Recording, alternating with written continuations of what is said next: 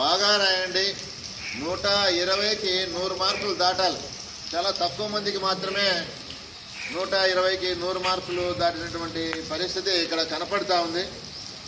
So అది మనం సీరియస్గా తీసుకున్నప్పుడు వచ్చేటువంటి ఫలితం. అది సీరియస్గా తీసుకుంటే, ఎగ్జామ్ సీరియస్గా తీసుకుంటే తప్పనిసరిగా మీలో చాలామందికి కూడా 120కి 100 మార్కులకు పైగా సాధించగలిగేటువంటి స్టూడెంట్స్ ఉన్నారు. ఎందుకంటే మీరు ఇక్కడ సాధించే మార్కులు, ఇక్కడ సపోజ్ ఇక్కడ మనము 3 డిజిట్స్లో కానీ 2 డిజిట్స్లో కానీ ర్యాంకు సాధించగలిగినారనుకోండి, మీరు 1000 లోపు కానీ 100 లోపు కానీ ర్యాంకు సాధించగలిగినారనుకోండి, అది భవిష్యత్తులో మీరు సాధించబోయేటువంటి ర్యాంకులకి, అది ఇంజనీరింగ్ కావచ్చు, లేదా ఐఐటి కావచ్చు, మెడిసిన్, నీట్ ఏదైనా కావచ్చు, ఏ దాంట్లో అయినా సరే అక్కడ మీరు సాధించబోయేదానికి ఇది ప్రేరణగా నిలుస్తుంది, మిమ్మల్ని నడిపిస్తుంది. అందుకోసం దీన్ని మీరు సీరియస్గా తీసుకోమని చెప్పడం. అది మీలో కొంతమంది అనుకోవచ్చు, ఏమి ఇది మేము ఎట్టా పాలిటెక్నిక్ చేరలే, ఎందుకు సీరియస్గా తీసుకోవడం అనే అది ఉంటుంది కొంతమంది. మీరు చేరకపోని మీ స్థాయి తెలుసుకోవడానికి అవకాశమే కదా ఇది. మీరు కాన్సెప్ట్స్ ఎంత బాగా నేర్చుకున్నారు, మీకు ఎంత బాగా గుర్తున్నాయి, ఎంత బాగా మీరు ఎగ్జామినేషన్లో రాయగలుగుతున్నారు, అక్కడ రీకాల్ చేయగలుగుతున్నారు, అలాగే టైం ఎలా మెయింటైన్ చేయగలుగుతున్నారు. టైం ఫ్యాక్టర్ కూడా కాంపిటేటివ్ ఎగ్జామినేషన్కి చాలా చాలా ఇంపార్టెంట్ కదా. టైం మేనేజ్మెంట్ అనేది చాలా ఇంపార్టెంట్. ఓకే, ఇక్కడ మన ఉచిత విద్యా ఉపాధ్యాయ బృందంలో సీనియర్ మహిళా టీచరు శ్రీదేవి వేదిక పైకి రావాల్సిందిగా కోరుతా ఉన్నాము. ఏకైక మహిళా టీచర్ నచ్చినాము, ఈసారి అయితే ఏకైక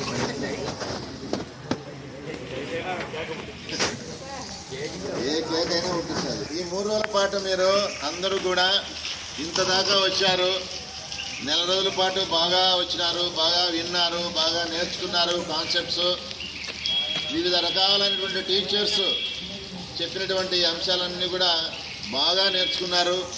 మీరు మామూలుగా మనం ఇంటి భోజనం తినేటప్పుడు కొద్ది రోజుల తర్వాత బోర్ కొడుతుంది ఇంటి భోజనం. అప్పుడు ఏం చేస్తారో మనమంతా పులిందులో చాలా వచ్చినాయి కదా ఏంటంటే అన్నీ, అక్కడ పోయి తింటే ఎట్టుంటుంది రుచి చెప్పండి రా. 10th పాస్ అయితేనే అంటారు కదా, ఓ లేదా బయట తింటారు కదా బాగా పెట్టుకోవడం అవి ఉంటాయి తగ్గం కాదులే కానీ అది చూసినా అదే భోజనం అలాంటి ఫీలింగ్ మీకు ఇక్కడ కోచింగ్ సెంటర్లో కలిగి ఉంటుంది కదా. సో రకరకాల టీచర్స్ వాళ్ళ యొక్క అనుభవాలు, వాళ్ళ యొక్క అపారమైనటువంటి జ్ఞానం, అలాగే సులువైన పద్ధతుల్లో టీచ్ చేయగలిగే విధంగా వాళ్ళ యొక్క నైపుణ్యం, ఇవన్నీ కూడా మీకు అంది ఉంటాయి, అన్నీ నేర్చుకొని ఉంటారు. సీరియస్ బాగా ఎగ్జామ్ అండి రాయండి. మన రాజ ఆధ్వర్యంలో శేశ్వరమ్మ గారు జయంతి ఎక్కడి మరొక మహిళ ఆహ్వానిస్తున్నాము. మీ అందరి కరతాల తమల మధ్య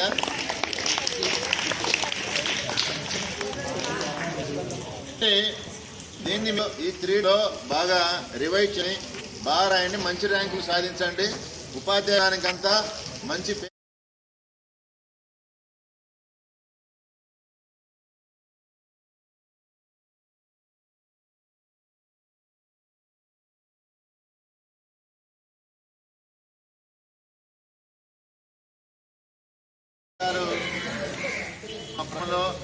కాన్సెప్ట్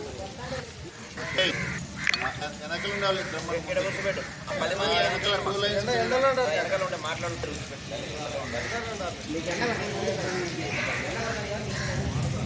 ముందుకు రారా. ఒక లక్ష్యం అనేటువంటిది జీవితం అనేది వయసులో కలగాల.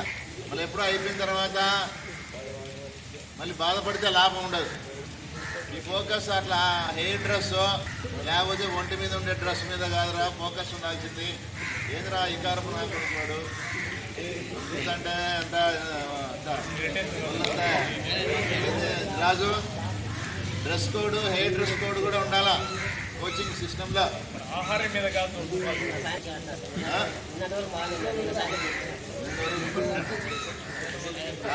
రిజల్ట్ వచ్చే వరకు తిండి తెచ్చుకుంటారు. డ్రెస్ కోడ్ కూడా మెయింటైన్ చేయాలి. మనం ఎప్పుడు ఆ విధంగా మనం డైవర్ట్ అయితే మనం నేర్చుకుంటారు. చెప్పండి ఆ లైన్ ఎంతమంది గుర్తుందో చూస్తాం. లెసన్ ఓకే, ఆ లైన్ చెప్పండి. స్ట్రాంగ్ చేయాలి, మనం ఏదైనా సాధించమని లైన్ ఉంది, చెప్పండి ఎంత అది.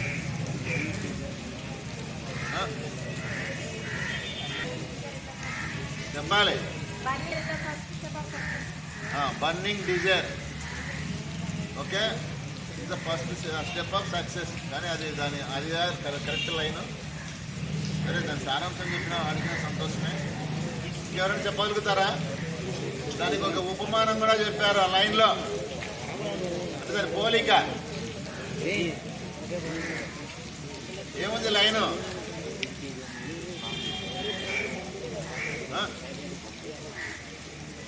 చిన్న దాని మీద తప్ప వేరే దాని మీద ఫోకస్ లేదు. దిద్దిన విధానము, జరిపిన విధానము, పరీక్షల క్వశ్చన్ పేపర్ల విధానం, ఆ విధానంలో మీకు వచ్చిన మార్కులకు విలువ లేదు. పక్కన పెట్టండి. అసలైంది ఉంది మీకు. మీరు మర్చిపోవాలని చెప్తున్నారు. సాధించిన మార్కుల్ని మర్చిపోవాలా, ఒరిజినల్ కాదు. ఇప్పటి నుంచి ఉండే ప్రయాణమే ఒరిజినల్. నెక్స్ట్ ఇంటర్మీడియట్ కావచ్చు, లేదా ఈ పాలిసెట్, ఏపీఎల్జీ సెట్ కావచ్చు, నెక్స్ట్ ఎఫ్ సెట్ కావచ్చు, లేదా నీట్ కావచ్చు, ఇంకా ఏదైనా కావచ్చు. ఇవన్నీ కూడా ఇవి ఒరిజినల్. భవిష్యత్తులో మీరు చేసే ప్రతి ప్రయత్నం కూడా ఒరిజినల్. దాని మీద ఫోకస్డ్గా ఉండండి. అది సీరియస్గా ఉండాలి. మీరు ఇప్పుడు మార్కులు చూసుకొని పొంగిపోయి మాది ఇంతే, మా స్థాయి గొప్ప ఇది అనుకుంటే అక్కడ ఇంట్లో పోతారు, లేదానికి పనికి రాకుండా పోతారు. ఆ ఒరిజినల్ మీరు తెలుసుకోవాలి. సార్ అన్నారు ఇందాక, మన యొక్క బలాలు బలహీనతలు ఖచ్చితంగా మనం తెలుసుకోవాలి. ఊరికే దీన్ని చూసి పొంగిపోయేదో అనుకుంటే పొరపాటు. అందుకే ఈ పరీక్షలో మీరు సాధించి చూపండి. మ్యాథ్స్లో 100కి 100 వచ్చిన వాళ్ళు ఎంతమంది ఉన్నారు? చేతులు ఎత్తండి.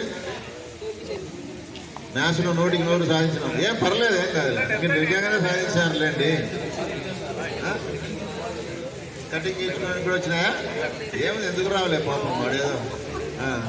ఇప్పుడు ఆత్మోన్నత ఉన్నాయి, దానికి సార్థకత చేకూర్చుకుంటే ఏంలే. ఇప్పుడు 50 మార్కులు కదా మ్యాథమెటిక్స్. 50 60 30 ఓకే. మరి 60 మార్కులకి 50 మార్కులు, 60కి 50కి పైగా ఇచ్చినారు. అప్పుడు 60 30 30 ఉన్నాయి.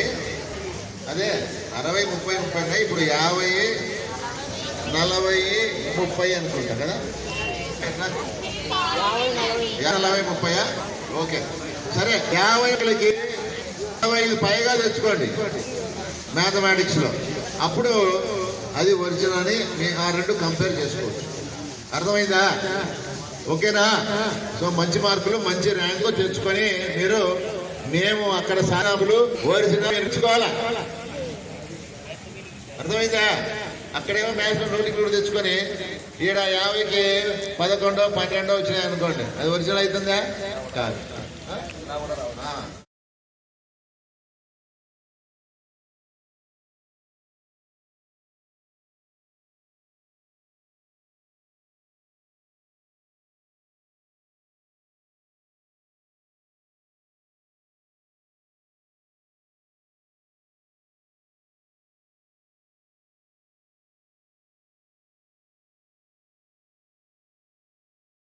ఈ కాన్సెప్ట్ అలా ఉండాలి. సూర్యునిలో ఆ శక్తి వచ్చిందంటే అదే అన్నమాట. సో ఇంటర్నల్ మోటివేషన్ ఆ విధంగా పనిచేస్తుంది. అలాగే ఇక్కడ బర్నింగ్ డిజైర్ అంటే మీలో ఒక కోరిక అనేది మేడం గారు చెప్పారు. So burning desire is the starting point of all accomplishments అంటాం. అంటే మీరు నేర్చుకో ఆ బర్నింగ్ డిజైరే starting point. Just fire can you mote weak cannot produce great results. కోరిక బలహీనంగా ఉంటే మంచి అద్భుతమైన ఫలితాలు ఎప్పుడు రావు. ఒక్కటే సూత్రం ఇది, మీలో ఆ కోరిక బలంగా సాధించాలనే కోరిక బలంగా ఉండాలి. ఫోకస్డ్గా ఉన్నవాడు అందరినీ తన వైపుకు తిప్పుకుంటాడు. అది పాజిటివ్ మోటివేషన్లో ఉండాలి. మీరు వేసుకునేట్లోనో హెయిర్ స్టైల్గా చేయించుకుంటే అందరూ మీ పక్క చూస్తున్నారు కాదు. మిమ్మల్ని మీరు ఎలా మీ వైపుకు తిప్పుకోవాలి అంటే మీలో ఉండేటువంటి గుణగణాలు ఘన గుణాలు, అలా మీలో ఉండేటువంటి ఆ యొక్క అపారమైనటువంటి విజ్ఞాన సంపదతోటి మనం మన వైపుకి తిప్పుకోవాలి. ఎట్లయితే అబ్దుల్ కలాం మరి హ్యాండ్సమ్ కాదు కదా ఆయన, but I give my hand to some అంటాడు ఆయన. I'm not handsome. మరి అందరూ ఆయన వైపే చూస్తారు కదా, ఎంత అందంగా కనిపిస్తూ ఉంటాడు. మామూలుగా ఫిజికల్గా అందంగా ఉన్నాడు, చాలా పొట్టిగా ఉంటాడు. కలర్ కూడా ఎలా ఉంటాడు, డార్క్ కలర్ అంటాం దాన్ని, బ్లాక్ అనకూడదు, కలర్ కాంప్లెక్షన్ చెప్పేటప్పుడు. సో డార్క్, ఫెయిర్, వీటిష్ అనేది 3 కలర్స్ అంతే, బ్లాక్ రెడ్ అవి కాదు. సరే, సో ఆయన డార్క్లో ఉంటాడు, పొట్టిగా ఉంటాడు, కానీ అందంగా కనిపిస్తాడు. ఆయన ఫోటోలో పెట్టుకోవాలనిపిస్తుంది, ఆయన స్ఫూర్తిగా మనం తీసుకుంటాం. ఎందుకు అంటే ఆయనలో ఉండేటువంటి ఆ యొక్క అపారమైనటువంటి విజ్ఞాన సంపద, నిరాడంబరత, ఇవన్నీ కూడా అవి అట్రాక్షన్. మనం వేసుకుంటే ఇవి కాదు, ఇవి చాలా తాత్కాలికం.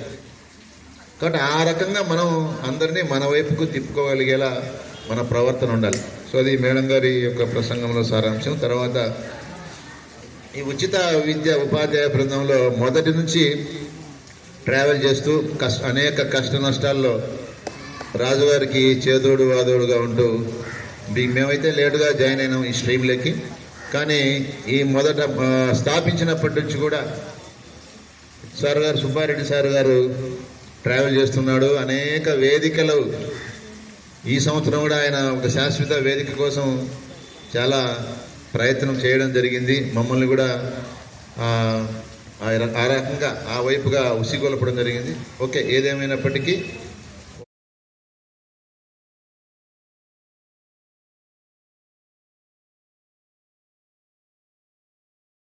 పట్ల బాధ్యత లేదన్నట్లుగా మీరు ప్రవర్తించకూడదు, ఆ లిస్టులో మీరు ఉండకూడదు అని చెప్పేసి సారు చెప్తున్నారు.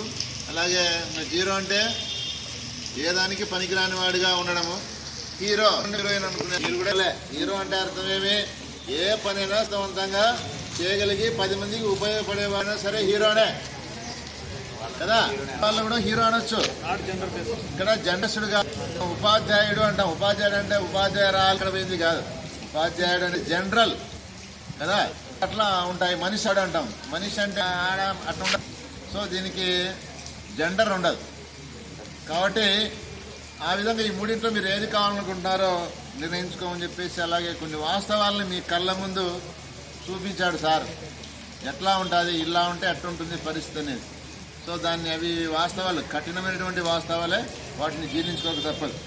తర్వాత మన స్త్రీ శక్తికి నిదర్శనం శ్రీదేవి. విమెన్ ఎంపవర్మెంట్ అంటాం. అంటే మేడం గారు, శ్రీదేవి గారిలో ఉండేటువంటి ఆ ఎనర్జీ నిజంగా మీ అందరికి కూడా స్ఫూర్తిదాయకం. సపోజ్ అందరూ జెంట్సే ఉన్నారనుకోండి, టీచర్స్, అప్పుడు మీకు ఏమనిపిస్తుంది అంటే ఇంత ఒక పెద్ద సంస్థ నడిపేటువంటి ఈ అందరూ పురుష ఉపాధ్యాయులేనా, స్త్రీ ఉపాధ్యాయులు లేరా అని మీకు మీ కాన్ఫిడెన్స్ లెవెల్స్ని తగ్గించేటువంటి పరిస్థితి ఉండే అవకాశం ఉండేది. కానీ శ్రీదేవి గారు అలాగే శేషమహేశ్వరం లాంటి వాళ్ళు మన టీంలో యాక్టివ్ మెంబర్స్గా, ఇంకా చెప్పాలంటే రీడింగ్ మెంబర్ అని కూడా చెప్పొచ్చేవి. సో మ్యాథమెటిక్స్లో పోటీ పడి నేను ఇది చెప్తా అని చెప్పేసి, జనరల్గా లేడీస్ అంటే ఇప్పుడు చాలా వాటికి వెనకడుగు వేస్తా అంటారు, ఒక అడుగు ఇట్లా వెనక్కి పెడతా అంటారు. ఏమేమి లేవు, ఒక అడుగు ఇట్లా ముందుకు పెట్టింటారు. జనరల్గా ఏదైనా సరే లేడీస్ అట్లా ఉంటారు. సో అలాంటి శ్రీదేవిలోని ఆ యొక్క ఎనర్జీ మనందరికీ స్ఫూర్తిదాయకం. అలాగే ఈ కోచింగ్ సెంటరు నుంచి కూడా సుబ్బారెడ్డి గారితో పాటు శ్రీదేవి కూడా ఒక కీలక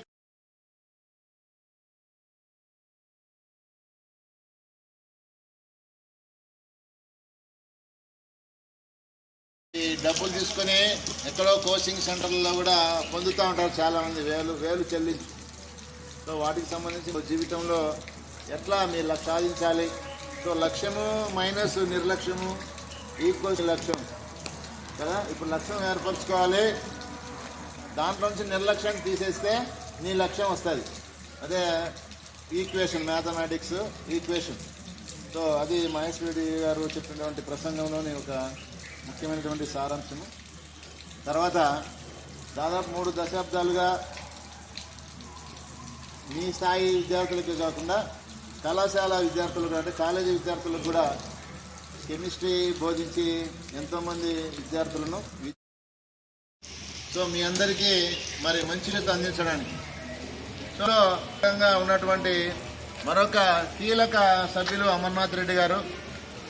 సో సార్ గారు ఐఐటి స్టూడెంట్స్ కూడా కోచింగ్ ఇస్తాడు. ఇక్కడ ఐఐటి ఫౌండేషన్ క్లాసెస్ కూడా సార్ గారు తీసుకుంటారు. అంతటి మ్యాథమెటిక్స్లో అంత విజ్ఞానం ఉన్నటువంటి, అపార అనుభవం ఉన్నటువంటి టీచర్ అమర్ గారు. ఎలా చేయాలి, అలాగే క్వశ్చన్స్ కు ఆన్సర్స్ ఎట్లా మనం ఇవ్వాలి, ఏదైనా టఫ్ గా ఉండే క్వశ్చన్ వదిలి నెక్స్ట్ క్వశ్చన్ మేనేజ్ చేయాలని చెప్పేసి ఎగ్జామినేషన్ కి ఉపయోగపడేటువంటి టిప్స్ మీకు సార్ గారు అందించారు. Thank you sir. తర్వాత ఉన్నాడు టీచింగ్ వైపుగా, ఈ కోణం ఇదే ఫస్ట్ పడడం. అందుబాటులో ఎక్కువ సెలక్షన్ డ్యూటీ రాజుగారు ప్రధాన పాత్ర పోషించాల్సి వచ్చింది. మామూలుగా టైలెండర్స్ సెంచరీలు చేస్తారు చూడండి, 9 డౌన్ లో వచ్చి ఆ విధంగా వచ్చి జట్టును గెలిపించినట్లుగా అయితే ఇబ్బంది ఏం లేదు. రాజుగారు మనం లేని లోటును తీర్చగలుగుతారు, ఇబ్బంది ఏం లేదు. సో మీరు మాట్లాడిన మాటలను బట్టి రాజుగారు మంచిగా మీకు టీచ్ చేస్తున్నట్టుగా కనిపిస్తుంది. అంటే సబ్జెక్ట్స్ చెప్పకపోవచ్చు కానీ అది కూడా చాలా ఇంపార్టెంట్ సబ్జెక్టే. Okay right. ఇంకమ్మా అందుకు రాజు గారికి థ్యాంక్స్. మేడం వాళ్ళు ఆఫ్టర్నూన్ ఇంత ఎండగా ఉన్నా కానీ వచ్చి మా క్లాసెస్ చెప్పారు. Thanks to my teachers. Amar sir maths చెప్పారు, బాగా చెప్పారు. Thanks sir Amar sir. Raju గారు అయితే మాకు కోచింగ్ ఉందని చెప్పారు. మాకు ఇక్కడ కోచింగ్ ఉందని తెలుసు. సార్ ఉన్నారని మేము ఆఫ్టర్నూన్ ఈవినింగ్ చేస్తూ ఉంటారు. వాళ్ళకు మోటివేషనల్గా మాకు అదే పనిగా సార్ గారు అయితే క్లాసెస్ తీసుకుంటారు. Next thanks to all. That ఏం చెప్తున్నాడు, మీకు జీవిత పాఠాలు నేర్పించినట్టున్నాడు. మేము పాఠాలు చెప్తే జీవిత పాఠాలు నేర్పించాడు. అంటే ఇవి ముఖ్యం. ఇంతమంది 200 మందిని కంట్రోల్ చేస్తున్నా అంటే ఆశామాష కాదు. మేము ఎంతసేపు ఒక 45 మినిట్స్ క్లాస్ చెప్పేవాళ్ళమే. రిమైనింగ్ టోటల్గా రాజు సారు మీకు అన్ని రకాల బోధన చేసినట్టు కనిపిస్తుంది మాకైతే. ఇలాంటి రకరకాల బోధన చేసేటువంటి కెపాసిటీ ఉన్నవాడని ఇప్పుడు గమనించాం. అందుకే రాజు కెపాసిటీ మాకు